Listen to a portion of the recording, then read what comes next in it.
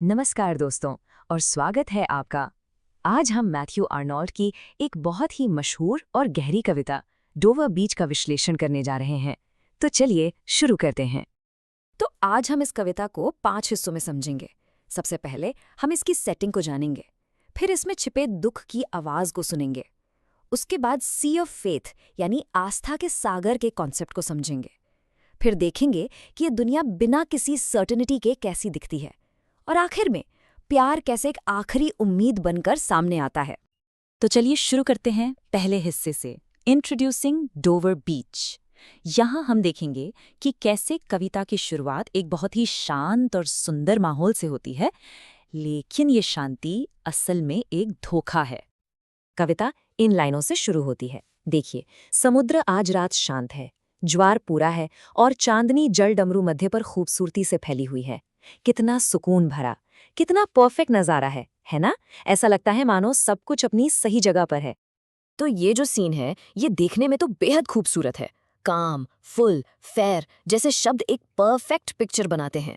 पर इस खूबसूरती के पीछे एक बहुत गहरी भावना उभरने वाली है। ये शांति बस कुछ ही पलों की मेहमान है। अच्छा, अब आते हैं हम दूसरे सेक्शन पर, द साउंड ऑफ सैडनेस। और यहीं पर कविता में एक बहुत बड़ा बदलाव आता है। अब तक जो कवि देख रहे थे, उससे हटकर उनका ध्यान उस आवाज पर जाता है जो वो सुन रहे हैं, और बस यहीं से कविता का पूरा मूड बदल जाता है।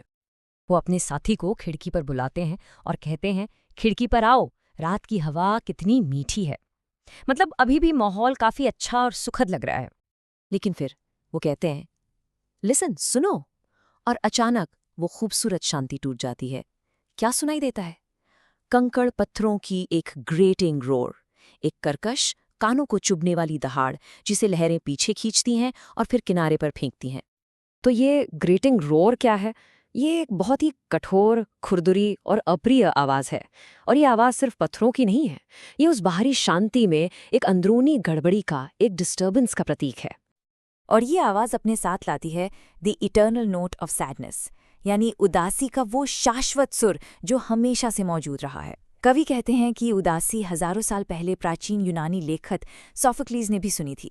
ये एक यूनिवर्सल यानी सार्वभौमिक दुख है। ठीक है, तो चलिए अब इस कविता के सबसे जरूरी और सबसे मशहूर हिस्से पर चलते हैं।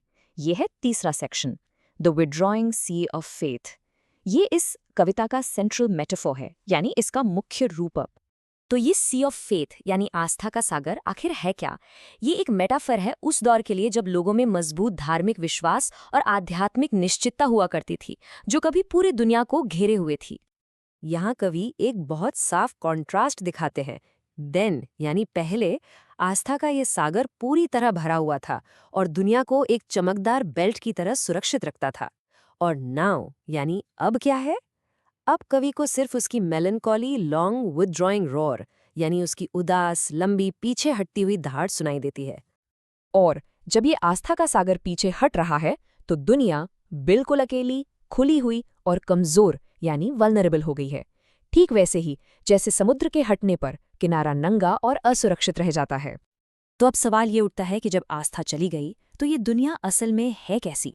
और इसी के साथ हम आते हैं अपने चौथे सेक्शन पर, अ वर्ल्ड विदाउट सर्टेनिटी, यानी एक ऐसी दुनिया जहां कुछ भी निश्चित नहीं है। कवि मानते हैं कि ये दुनिया जो ऊपर से देखने पर हमें एक सपनों के देश की तरह लगती है, इतनी विविध, इतनी सुंदर, इतनी नई, असल में वैसी है नहीं। क्योंकि हकीकत में इस दुनिया के पास ना तो सच्ची खुशी है, ना प्यार, ना रोशनी, ना ही कोई सर्टिट्यूड यानी निश्चितता है, ना शांति है, और ना ही दर्द में कोई मदद है। ये सब बस एक भ्रम है। और फिर कविता हमें ये भयानक तस्वीर दिखाती है। हम सब एक अंधेरे मैदान यानी डार्कलिंग प्लेन पर खड़े हैं, जहां चारों तरफ भ्रम, संघर्ष और भगदड़ मची हुई है। और यहाँ इग्नोरेंट आर्मीज यानी अज्ञानी सेनाएं रात के अंधेरे में आपस में लड़ रही हैं, बिना ये जाने कि वो क्यों लड़ रही हैं और किससे लड़ रही हैं। तो इस अंधेरी भ्रम से भरी दुनिया में क्या कोई उम्मीद बाकी है? यहीं हम आते हैं अपने आखिरी सेक्शन पर, love as the only refuge. इस पूरी निराशा में कवि एक छोटा सा नाजुक सा सहारा ढूंढता है। तो क्या है वो सहारा? कवि अपनी साथी से गुहार लगाता है, आह प्रिय, चलो हम एक दूसरे के प्रति सच्चे रहें। इस पूरी झूठी दुनिया में वो व्यक्तिगत और मानवीय जुड़ाव में सच्चाई ढूंढने की कोशिश करता है। तो कविता का निष्कर्ष ये है कि एक ऐसी दुनिया में जहां विश्वास और निश्चितता खत्म हो चुकी है, वहां केवल व्यक्तिगत सच्चाई और प्यार ही वो मूल्य हैं जो बचे हैं। अगर बाहर की दुनिया कोई सुकून नहीं दे सकती, तो हमें अपने रिश्तों में ही सच्चाई और अर्थ खोजना होगा। और आखिर में ये कविता हमें इस बहुत ही शक्तिशाली सवाल के साथ छोड़ जाती है, अनिश्चितता की इस दुनिया में क्या प्यार काफी है? क्या दो लोगों का आपसी प्यार और वफादारी बाहर की दुनिया की इस बड़ी उथल-पुथल का सामना करने के लिए सच में पर्याप्त है?